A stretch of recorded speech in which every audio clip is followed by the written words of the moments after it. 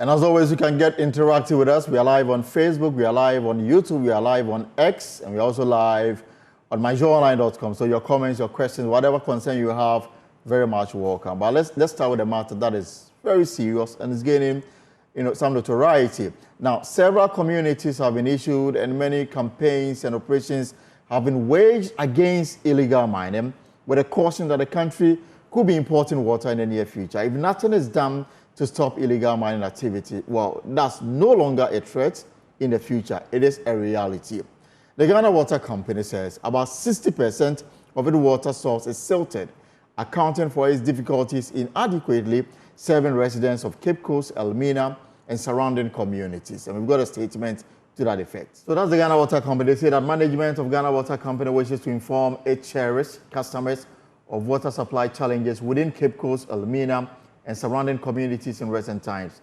Now, the recent demand-supply gap is as a result of inadequate raw water received at the Setre Himan water treatment plants as a result of galamsey or illegal mining. Now, pollution of the Pra River, along with its cause, and most especially at the catchment for abstraction, has reduced water embankment to the barest minimum. About 60% of the catchment capacity is silted as a result of illegal mining galamsey, comprising the quality or compromising the quality of raw water. We are currently recording an average turbidity of 14,000 NTU instead of 2,000 NTU, designed for adequate treatment. Currently, the plant is only able to produce 7,500 liters of water a day, a quarter of which installed capacity. The situation has caused severe inconveniences to our customers and consumers, and we sincerely apologize for this. The company, according to the statement, is engaging all stakeholders to find a lasting solution to this. We are, by this announcement, entreating all interest groups to join the fight against illegal mining of galamsey on the River Pra, especially during this festive period. Kindly report any form of illegal mining activity to your community leaders, local assembly, and support our initiative to protect our water bodies and promote sustainable water use practices. Your assistance is crucial in helping us restore the quality of raw water and ensure a reliable water supply of clean drinking water, especially as we celebrate our most cherished festival. And this is coming from the Ghana Water Company, and that is painting a grim picture of the situation relating to water supply, especially in parts of the central region. And the capital is not excluded from this situation. It is a precarious situation. We'll be speaking to the Ghana Water Company on this first shortly. Here's an excerpt of our latest hotline documentary, Poison Rivers, produced by feature editor Richard Kwadwonyako. The chief of Achim Afiasa, Otafrija Achiman Kwenin II, expressed worry over the destruction of the Ekruso, Jetibi, Okufo, Boshenso, Brim, and other river bodies, which has forced residents to rely on sachet water. He, however, criticized successive governments for failing to fulfill its responsibility to protect these vital national resources and the environment at large. He also called on corporate organizations operating within these communities to prioritize the development. In their Low Beach community, polytanks stand like silent guards, collecting precious rainwater to sustain the residents. These tanks, along with a scattering of wells, are the lifelines for households, providing water for daily chores in a place where every drop is cherished. Despite the increasing cost of the sachet water, the community is forced to rely on it for drinking, a costly and unsustainable practice. Those days, our mothers used to fetch it to wash their dishes, their clothes, for bathing, but these days it's very difficult for them to even fetch the water. You can testify it because it's very dirty. Daniel Fiase is appalled about the lack of action to deal with the menace of illegal mining that is wiping out their livelihoods. For now, what we have adopted is to get a community well, so that one will help us, because relying on this water is not 100%. So we are no more relying on this water. You live by the river, but you are not... relying on it. Do they still fish in this? The fish, they are doing it, but it's not like those days. In because this river? yes, because since the water is very dirty and a lot of chemicals, it is also affecting the life of the fishes in the water or the aquatic organisms in the water. In the Shamar district of the Western region, 6 communities have become a testament to the havoc caused by rampant illegal mining. Over 3 years, diarrhea cases have surged alarmingly from 5,000 to 10,000, a stark indicator of the deteriorating water quality. Communities relying on contaminated water sources are at risk of waterborne diseases. The long-term exposure to heavy metals, according to scientists, can lead to chronic health conditions, including neurological and kidney problems. Anytime you mine gold, the soil, God created the world in such a way that once everything is locked up, we don't have problem. But once you disturb the soil and you pick the gold comes with arsenopyrite rocks. So once you pick the gold and take out the gold from it, the others are there to cause havoc. Those of us who find ourselves around this place, we are directly affected because we get our water from the Praia River. And today, the Praia River has become a mining hub. A whole factory of mining gold is at the Praia River. So we are directly affected. Even though all the water bodies that have been abstracted by Ghana Water Company are affected, we are the most affected. Look at the color of the Praia River. It's no longer a river, it's become a mud, more or less, with all these heavy metals and the mercury. And so it becomes a problem if we want to use it directly. But even the sachet water, we don't know how they are backed. Whether it's the same tap water that they go to hide somewhere. Everything is possible in Ghana.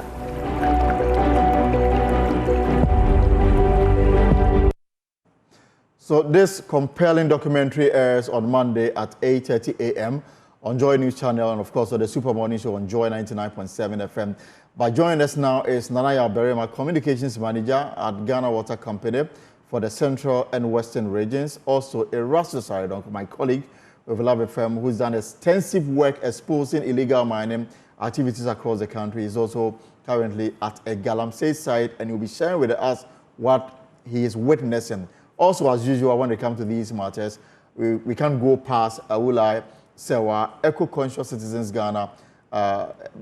Good afternoon, ladies and gentlemen. Before I bring you in, let's establish some parameters, and we've got a foundation to inform this discussion. This is what we have so far, what you're seeing on the screen. So, in terms of tree cover in Ghana, 1.64 million hectares of tree cover we've lost in the last decade. That's between 2021 and 2023. The reason is that people are bringing out the trees so that they can undertake their illegal mining activities, and the picture amplifies this particular development. And this is according to the Global Forest Watch.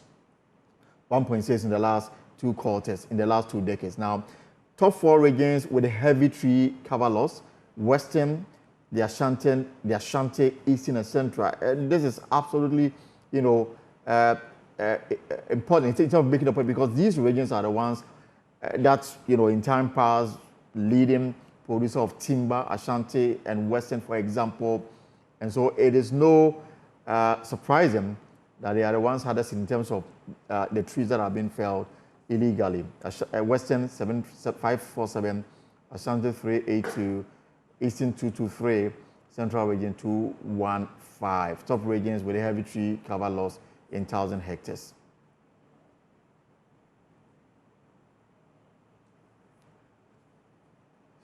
Right, so these are some facts that, will inform the discussion we're going to have pretty shortly. Again, the tree cover loss in Ghana, 3.4% of tree cover loss occurred in areas where dominant drivers of loss resulted in deforestation. So that's what you see on your screens now. And again, this is by courtesy of Global Forest Watch.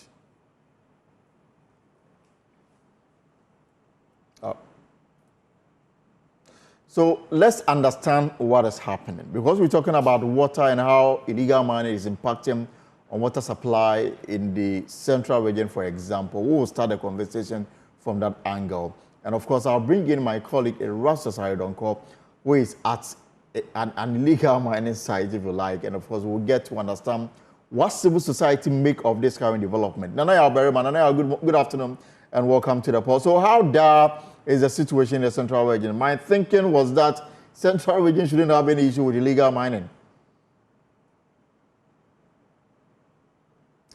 If you can unmute for me, Nanaya Berryman.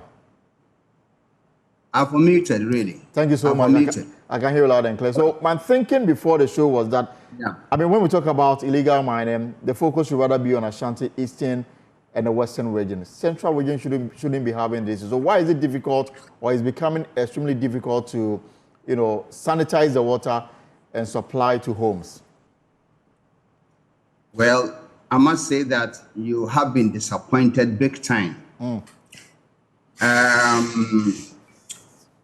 In fact, whenever I see on TV the devastation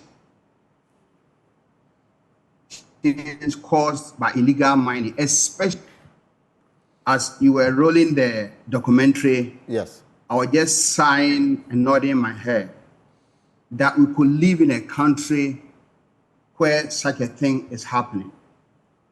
Water, they say, is life. So to destroy your water body is to commit suicide. And that is exactly what we are doing as Ghanaians. We are actually committing suicide. We are poisoning our river bodies. We are destroying our river bodies. So that tomorrow, probably, we will import water from wherever. Well, if you say you're going to import water, if that country where you want to import the water from destroyed their water bodies, where would you be getting the water to import from? A very important question. You know, you read the statement that was issued from Central Region. It's saying that now Setraheman, which is the biggest treatment plant in Central Region, is doing a quarter of its capacity. Right. Not that the plant, the equipment have problems.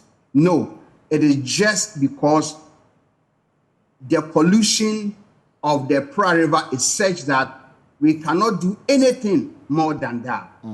We are unable to abstract adequate quantity of water for treatment because the deterioration is so bad that we cannot go beyond that. And people will have to suffer. People will have to suffer going up and down looking for potable water. And that's exactly what we are doing to ourselves as Ghanaians. It's not people from elsewhere who are coming to do it for us. But even if they are coming to do it for us, we have allowed them. Nobody can come from China and walk to Pra River. He does not know anything like Pra. But we Ghanaians will take them to the Pra River and tell them it doesn't really matter. We can go scot-free. Just destroy the water. Give us the gold. And they do it for us. And that's what is happening. And apart from the fact that, I mean, you are operating below capacity, my guess is also that you are spending more to even treat the little water that you are getting. Elton, everybody in Ghana, I've lived in Ghana all my life. So everybody in Ghana knows that the coagulant that we have used all over the year has been alum, aluminum sulfate. Right. But because of the deterioration of the quality of the Pra River, we are unable to use alum anymore. So we have had to go in for another coagulant called polyelectrolyte, or polymer for short. Okay. And that polymer, the cost of polymer is 4 times expensive than alum. This tells you that Ghana Water Company is having to spend 4 times more than the cost of treatment in getting treatment chemicals. And can we afford to do this to ourselves? Yet we are doing it. Come to Setraheman, Daboase, also in Western region. The same thing, because the same Pra River that traverses from Central region and then comes to Western region for us to abstract at Daboase. The water quality is so bad. In fact, let me paint this picture. Please go on. You know, you read in the statement that the turbidity of the Praia River at Secheheman is 14,000 NTU. That the NTU is the unit for measuring turbidity. And they said instead of 2,000 NTU, in fact, the 2,000 NTU is not supposed to be the original turbidity or quality of the Praia River. It was around, if you come to Dabuas, it was around 200 NTU. Right. But now it has gone to 14,000. The 2,000 they talked about is that if it goes up to 2,000, we can manage. Right. But now it's not 2,000, it's not 3,000, it's not even 10,000. It is 14,000, and it's just an average. So there are times that it goes beyond 14,000. And Ghana Water Company must do magic, perform magic, and reduce it from 14,000 to 5 NTU. Can you imagine the work that Ghana Water Company has to do before we can get a drop of water to the homes of customers? But Ghanaians are doing this. Exactly, and now we are seeing the impact. Your statement says that, residents of Cape Coast, Elmina, should brace themselves for more water shortages. So it's already happening. Yes, that is what is happening. And it's not as if there's no water in the Praia River. But the quality is so bad, we can't abstract more than that. We can't abstract more. In fact, the same thing is happening in Western region, Dabuasi, where we abstract the Praia River. Sometimes the Galamsey causes, the Galamsey operation causes the sand or the silt to gather at the intake that we are not able to abstract water. Sometimes we even need to close down the plant, but we can't close it down. So we have to do whatever we can to be able to abstract the little that we can. In fact, this thing must stop. It must not continue. Reading, also going through your statement, you are actually directing residents to report activities of illegal mining to some designated contacts. And I'm wondering, is it the first time you are seeing this? What have you done in recent time to get authorities' attention to what is happening? And what has been their response to addressing this very important matter, where water now is becoming a scarce commodity for folks in the central region? Okay, Eton, the issue of illegal mining is not a secret to anybody. It is known. Everybody, without exception, knows about it.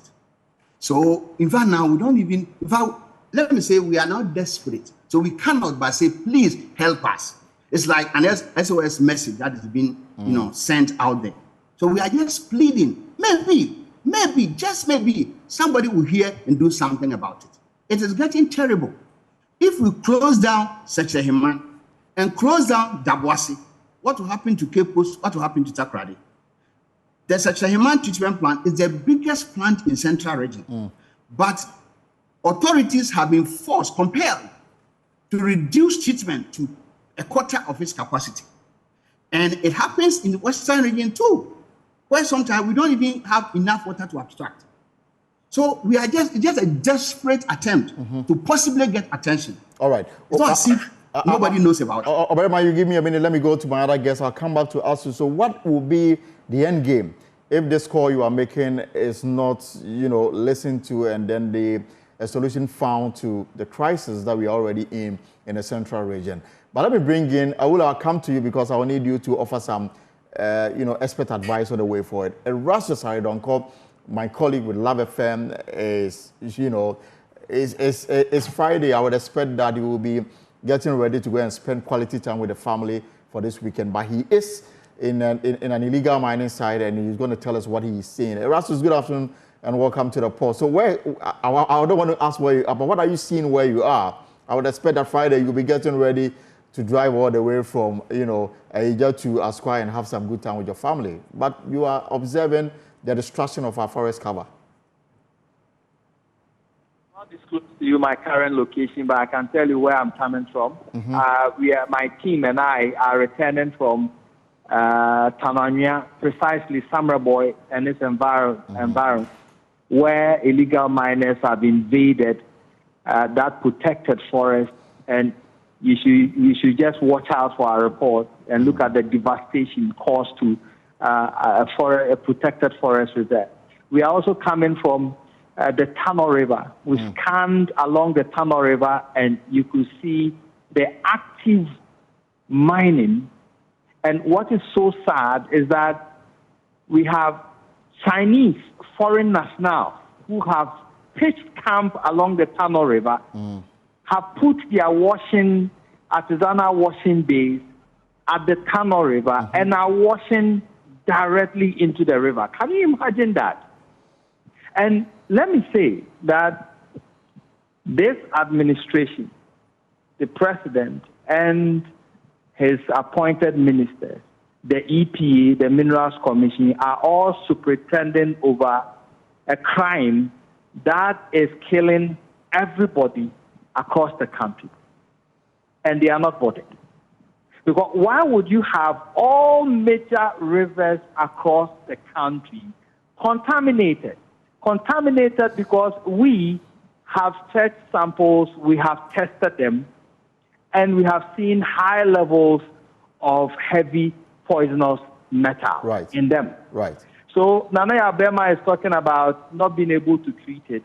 We are talking about not even being able to even lift poisonous heavy metals from the treated water. How can a leader superintend over this emergency and still sleep as if nothing has happened? So the places that you are, where you are now, and the fact that you're reporting some foreign nationals, engaged in open, mining. I mean, are they doing so together with our own compatriots? At the Tano River, along the Tano River, we just flew our drone and we pictured them. Some of the Chinese nationals are driving the excavators themselves, contrary to our own mining regulations on the involvement of foreigners especially in active mining on the ground. In small-scale mining, yeah. Yes, and we have our own people watching on. I just asked one of the gentlemen, who is a Ghanaian, I asked him, why would you want to do this to your own country? Because back in China, you will be penalized severely, including a death penalty, if you should do that in their own country. And we are doing this in our own country and watching them pollute our river. Now, Nane Abema is talking about the Pra River. We have traced the tributaries of the Pra River across all the Wasa towns. Look at how the Sanfan machines are sitting directly on the river as we speak, polluting it. Some who are mining along the Pra are leaking their residue, something that should be kept and banked. Tailing dams are banked because the people who mine know the poisonous things that you find in the tailing dams. Now we are washing directly the tailings into the major river. And so, when I look at this, I get sick to the stomach. Because how can leaders in this country just watch on? Something that in other countries it would have been an emergency. The police would have been running helter-skelter. But we have police administration watching on at Dunkwao, while Sanfan machines sit on the Ofin River and pollute it, as if nothing is happening. And we have eminent people in this country, pastors, religious bodies, and they are sitting there, and they are not telling the president anything at all. That is regrettable. It's shocking, to say the least. All right, Erastus, I'll leave you because you're driving. Thank you very much for the perspective you brought to this discussion. Let me bring in Awula Sewa. She's with Eco Conscious Citizens Ghana, and then later I'll go back to Yaberima to tell us the way forward from the position of Ghana Water Company and the danger we are in if the matter is not addressed. So, Awula, you've heard Nana Yaberima. The Ghana Water Company has issued a statement saying that if this is not done already, they've warned residents in Cape Coast, Elmina, and some parts of the western region that they should expect water shortage and don't know when full restoration will be done. And then the danger going forward is that it may not come at all. Erastus is somewhere in the central region, and he brought us that report. You have been very insistent on the fact that there should be a conscious effort to amend, LI 4882, which, guarantees some kind of mining in certain places which ought not to be mined. Now you are hearing from the Ghana Water Company, they are helpless For you, what is happening here? You know, it's very difficult to speak. Ghana Water Company has been warning us for a very long time that if we continue at this rate, they'll not be able to treat the water. And this is what has come to pass. You know, listening to Erastus, looking at all the evidence, I don't know what to say. We face an existential threat. I'm not sure if our leaders are blind or they just don't care. You put your presidency on the line 7 years ago, supposedly to deal with this situation. Nothing has happened. It's worse than, I won't say nothing has happened. A lot has happened. It is far, far worse. The people putting their lives on the line are the journalists. The journalists are doing a brilliant job. They are bringing all this to our attention. And what are we doing about it? Absolutely nothing. We can declare a state of emergency and stop this situation yesterday if we want to. Well, we're not particularly bothered. All we are interested in is votes. We hear the flag bearer of the NPP talking about completing the cathedral. Right. Who needs a cathedral at this stage? We need to stop the poisoning of our water bodies. I mean, are we for real? I really can't find the words. Either we just don't care because we are committing crimes against humanity by watching idly by. I'll give you an example. We have the Draw River Forest Reserve. Yes. Because of LI 2462, we find devastation going on there. It's a globally significant biodiversity area. We have Atronsu. They had the once pristine Atronsu stream. When the excavators went there, we contacted the Western North Region Minister, told him what was going on. Did he do anything about it? Did the DCE do anything about it? It took a visit by Joy and social media agitation that now the excavators have left, but they've left open pits and the river has been poisoned. I mean, when you listen to this, are we for real?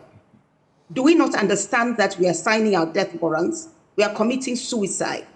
And yet all we are interested in, both the NPP and the NDC, is winning the next election, winning to preside over a country of poisoned people.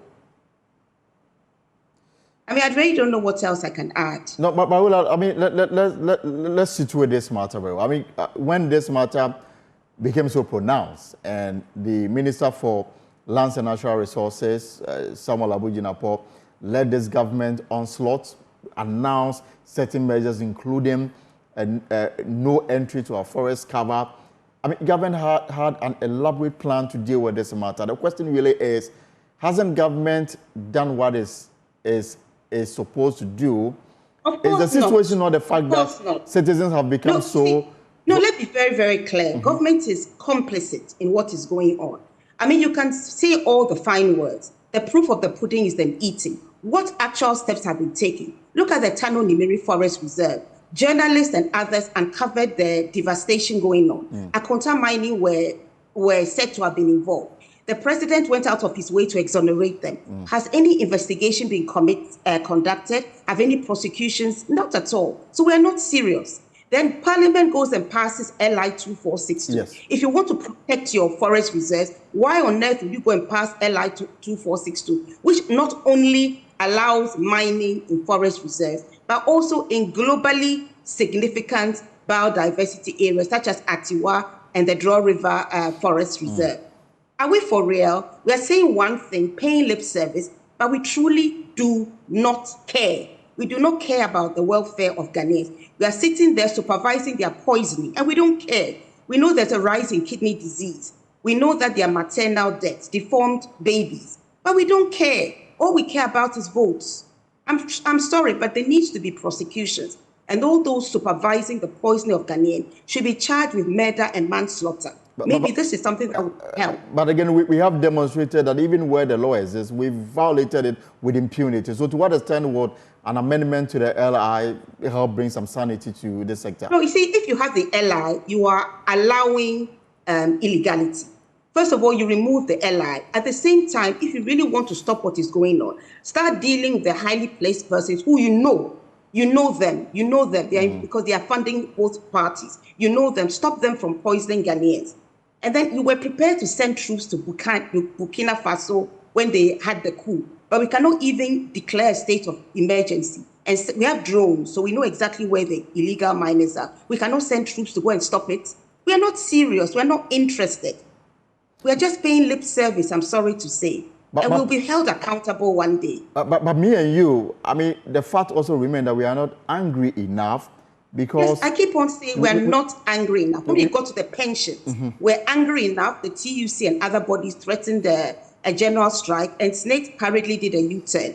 If Ghanaians were to be angry enough, when I say angry enough, I don't mean going around burning shops and causing mayhem. That is stupidity. I'm talking about being angry enough and channeling the anger in a responsible manner. We can say we are going on a general strike until you do something. Revoke LI 2462, revoke EI 144, which has declassified parts of Achimota Forest. A shame on the cabinet who has done this. And then whether you have to send the army, secure our forest reserves, and start the prosecutions. We know those who are involved. Hold them accountable. And there's the principle of polluter pays. Those who have polluted our waters, make them pay. If you have to sell their houses and ill-gotten wealth be taken from them, use it to restore the environment they have irresponsibly destroyed. For starters, only for starters. Thank you so much, Awula Sewa, for your perspective on this matter. Let me go back to Nanaya Berima, Communication Manager at the Ghana Water Company, in charge of the Central and the Western West. So Nanaya, if the situation does not improve, what are we likely to see in the next 2, 3, or 5 years to come?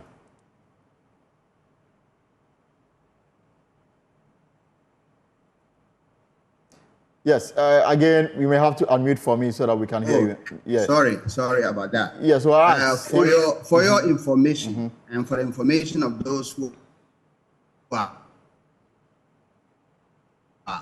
watching us and those who may watch later.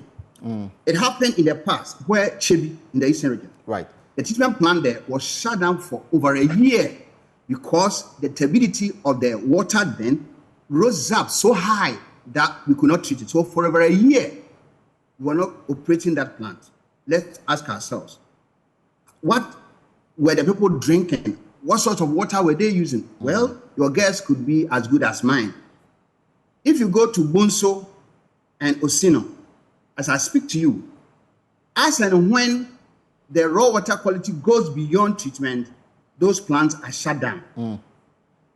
River Bonsa near Takwa also is a haven of Galamsey operators. In fact, I have to say that the consequences are there. We may get to a point where such a human treatment plant could be shut down. The same may also happen to Daboase, our treatment plant. In fact, Daboase water treatment plant. Are we far from such a thing happening? We are not far at all. The rate at which we are destroying this river with impunity. You see, with impunity because the person knows that, oh, he can go and do it and get by. I mean, go scot-free. Nobody will do anything. And please, permit me. As a preacher of the gospel, I want to say that the Bible says, let no man deceive you. God is not mocked. Whatsoever a man soweth, that shall he reap. Right.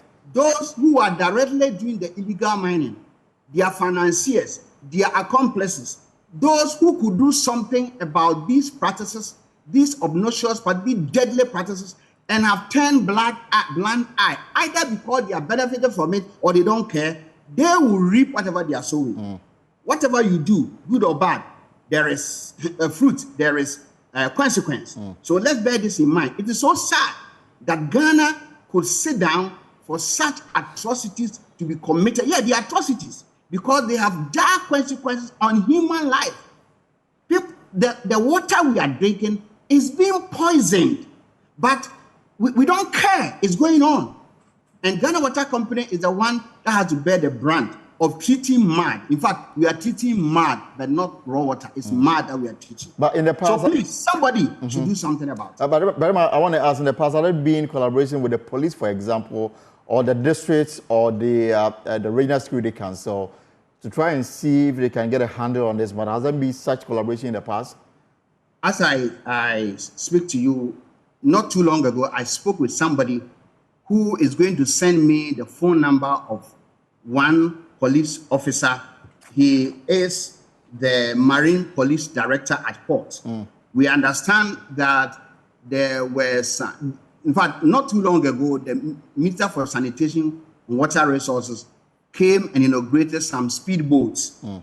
We have arranged with the police commander in Western region here that they are going to deploy some men on the Pra River. Right. So once we are able to get either one or two of these speedboats, they will be able to use it, if nothing at all, to just drive them off. Do you have any idea when these speedboats will be available to do the patrol? We are working on it. I'm sure once we are able to get them, the regional police commander has given us assurance that once we are able to get the facilities, the equipment, the thing they are demanding, they will be able to do that operation. Let me tell you, not too long ago, I think in April, March, before the independence, they went to Seshehiman, Daboase and Bosomase with us. Just the presence of the police commander, his 2IC, and some men and women of the police service. When we went there and the Galamsey people, I'm sure they heard, they got a tip off that they were around. They left the place. And the turbidity of the river came down from 14,000 to 4,000. It means they were scared, so they ran away. But later, when we didn't continue with that, then they came back. So we are hoping that once we are able to get all the resources that have been demanded, requested by the police, we are sure that something new will happen. But somebody must do something about it. Of course. That must be done and must be done urgently. But before I let you go, for those who are watching and listening to us in Cape Coast, in Elmina, what is the assurance that they will have normalization of water supply in the foreseeable future? Elton, this cannot be a promise from Ghana Water Company because we are not the ones polluting the river. We are not the one polluting the source of the river. So those who are polluting the source of the river, when they stop, it is said, kuku jaya, so when they stop polluting the river, we will get good quality water, treat it, they drink it, and we also get our money. All these things are also affecting our operations in a very negative way. All right. Thank you so much for your time this afternoon. Yaberima is with the Ghana Water Company in charge of communication for the Central and the Western region. I mean, the danger is in front of all of us. Something must be done. And I guess those who are listening and have the authority to do something about it will act and act urgently before we start importing water from neighboring countries. But let's say a little longer on matters relating to this matter, because the Ministry of Environment, Science and Technology and Innovation is intensifying its effort to manage electronic waste in Ghana with a focus on collection, proper disposal and recycling. The ministry is collaborating with private recycling companies to establish 3 new electronic waste collection centers across the country. Dr. Vincent Natichre, the team lead for e-waste management unit at the ministry, shared these insight during a stakeholder engagement at the Electro Recycling Company. More in the following report. According to data from the Environmental Protection Agency, in 2019 alone, Ghana generated about 52,000 tons of e-waste. However, much of this waste is managed under poor environmental, health and safety conditions. Open burning of cables and manual dismantling of lead-acid batteries remain common practices, contributing to significant environmental pollution and posing risks to human health.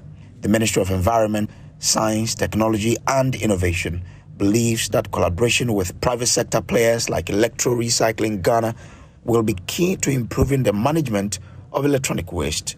Dr. Vincent Natichre is a team lead for the e-waste management unit at the ministry. Currently, we are dealing with it at Abubulishi. We are starting another one with Caritas in Ashaman, and then Kufridia will also come on board, hopefully, and then Kumasi will come on board. Tamale is also doing similar. So those are we are spreading our wings, and it is not Mesty's initiative. Mesty is also asking private individuals who wants to do that also to come in.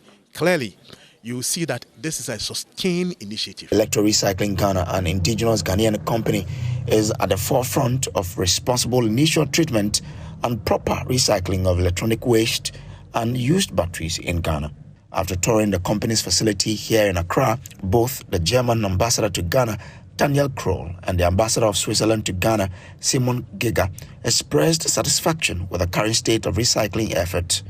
They advocated for increased funding for such initiatives. It's a wonderful company that is working in a very, very important field in recycling and upcycling. and refurbishing. So this is a very important piece in the puzzle when we talk about climate change and how we can, all over the world, can cope with climate change. So that's a very important piece. You know, Ghana keeps impressing me, honestly. I've been now in this country for 2 years, and you somehow think you get used to certain things, but you don't, because what I got to see today is really something that is very creative, with a lot of potential. And what I really like is that, you know, this company is really taking problems, issues, global challenges even, and is turning them into opportunities. Co-founder of Electro Recycling Ghana, Nanaya Konedu, urged the government to facilitate better cash flow to the private sector, enabling more robust partnerships to address the e-waste challenge. Funding means, funding bianca ne interest no in this ruby bree, because say I think a difficult time kakra or my woman into no decline, but when say a climate change idea na make earlier sir. Sabi uchi si kusie wo village na usuja obi ote amamane to say America no so no the concern man, because we see no any borders or a cover bia ntino green funding ya dey be as a government me set bi ana say itimi government me boayen na ya address that problem no e bit ma assess so afi among other countries, because many of the waste near Wahanus no be brain no and generate beef when they buy. But I think say EPN so and shake a crank a crabby or hot bats at say it me kumu kakra any mestimo Minister of Environment na yetimima a dear way ecoso. With the serious risks posed by improper disposal of electronic waste to both public health and environment, there is an urgent need to prioritize finding lasting solutions to the menace. For Joy News, Prince Kudoges reports. And of course, this is a pause here on Joy News with me, Elton Brobe. Now we're going to take a short break. When we return, I will tell you why the Bank of Ghana says that the account that you are operating, your own account, the next of kin, in the event that you are dead, cannot have access to that money. We'll tell you why when we return.